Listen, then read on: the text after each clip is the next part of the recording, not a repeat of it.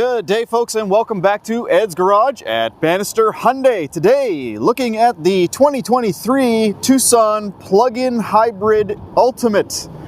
That's right, we finally got another one of these in. Now, this is not for sale. This is a sold unit, and it took a long time for this customer to get their vehicle. Yeah, it's a 2023 and it's a plug-in hybrid, which kind of goes against what we were told by Hyundai, that they weren't actually going to be producing any for 2023, but I guess they produced a very, very, very small amount. Anyway, what we're going to be talking about today is essentially the 5 likes and 5 dislikes I have on this particular vehicle. I recently did a 5 likes, dislikes on the Hyundai Palisade, and got a lot of good responses on that particular video. So yeah, I'm going to do the same thing on this Tucson plug-in hybrid. Now, first off, I'll apologize. It is very, very windy out here today, so hopefully my microphone is dampening that wind. I apologize, though, if it isn't. But what we're going to do is we're going to start with the 5 likes, and starting with like number 1. That has got to be the front profile of this vehicle with those awesome daytime running lights. It's super unique, and it doesn't look like anything else on the road, with the exception of the Hyundai Santa Cruz, but it is different. It looks different. So basically the amount of rungs this has is a little bit different than the Santa Cruz, but the idea is the same sort of flowing look there. So I really like that, specifically the daytime running lights, but overall the front end of this vehicle looks really slick. I mean, really the overall styling look, of this vehicle is awesome. I love this design. It's a beautiful, beautiful vehicle. So that's like number 1.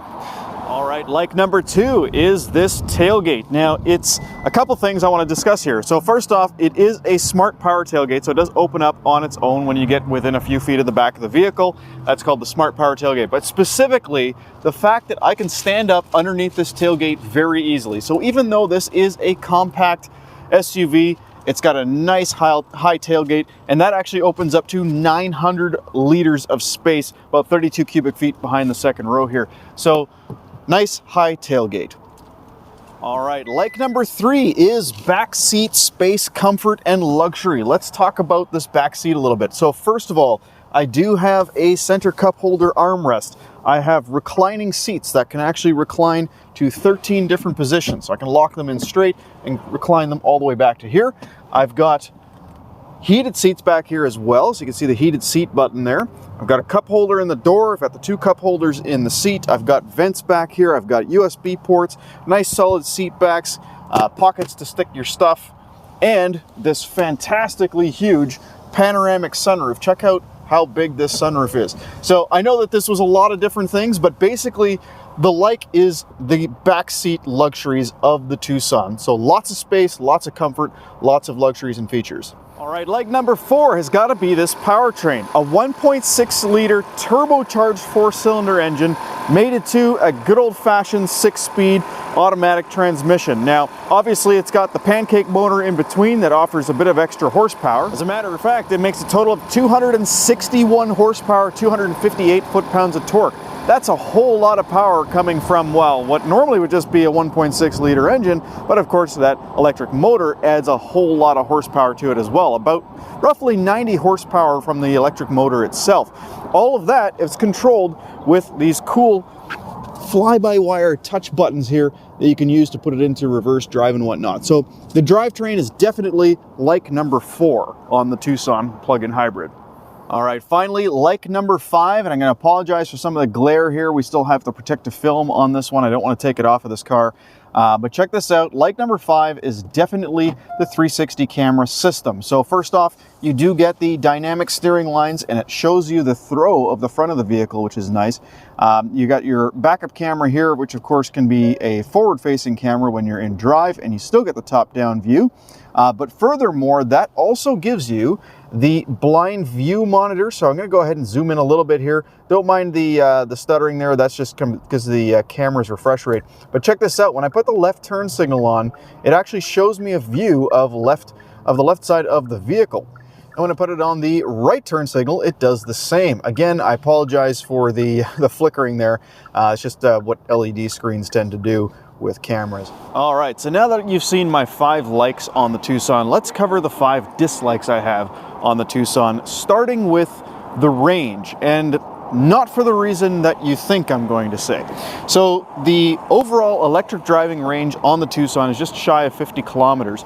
And you can see here we plug it in. We've got the power port on this side. It's J1772. It's a standard. And what basically everything uses nowadays with the exception of Tesla's. And then you have the fuel door on the other side. Now, the issue that I have isn't actually with the range, it's with people's perception of what they feel the range should be. So, thanks to vehicles like the Chevy Volt, the Prius Prime, the RAV4 Prime, you know, having ranges of 80 to 90 kilometers on the electric drive only, a lot of people seem to think that that's the standard and that's what it should be. The reality is quite different. As you can see in this graph, the longest commute is in Egypt with only about 39 kilometers one way.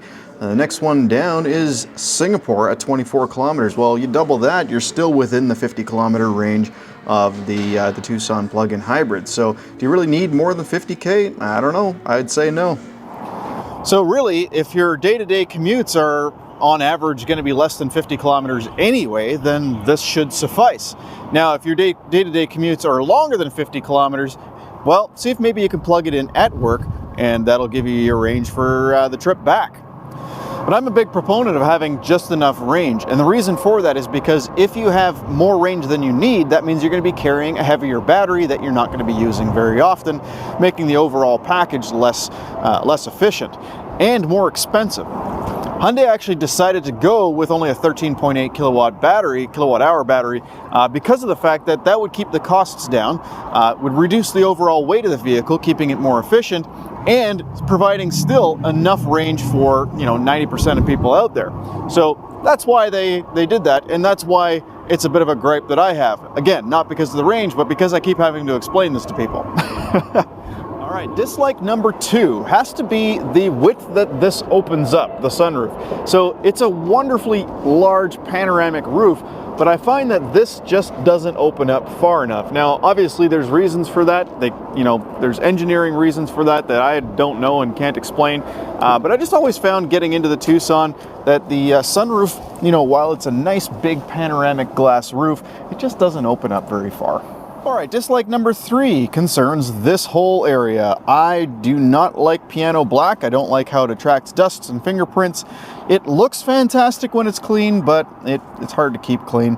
And yeah, all of the touch-sensitive buttons, while they do work very, very well in the Tucson, I would have preferred to see some actual physical buttons like we have down here for the heated and ventilated seats, heated steering wheel, hill descent control, backup sensors, forward parking sensors, camera, and then of course the passenger side. I just had to throw all that in. All right, dislike number 4 is pretty minor. I'm just going to close this up here. Dislike number 4 is pretty minor. It's actually hard to find things that I dislike about the Tucson because it really is an overall very nice package. But I find that inside the console here, it'd be really cool to have a USB port. I'm starting to get used to that in other Hyundais, and it would have been nice to see that in there as well. Pretty minor little thing, but it's just something I noticed. Okay, and finally, dislike number 5. I wish this thing had some actual proper hydraulic struts to hold up the hood. Again, pretty minor thing, but yeah, in a vehicle of this price, it kind of would be nice. All right, guys, and there you have it. Those are my likes and dislikes for the 2023 Hyundai Tucson plug-in hybrid. So, as you can see, it's kind of, like I said, kind of hard to find things that I dislike about the vehicle. It is a really, really nice ride. It's comfortable. It has tons of features, and great amounts of space as well. If you're comparing this to a Toyota RAV4 hybrid, plug-in hybrid Prime, whatever the heck they call it, RAV4 Prime, I think that's what it's called.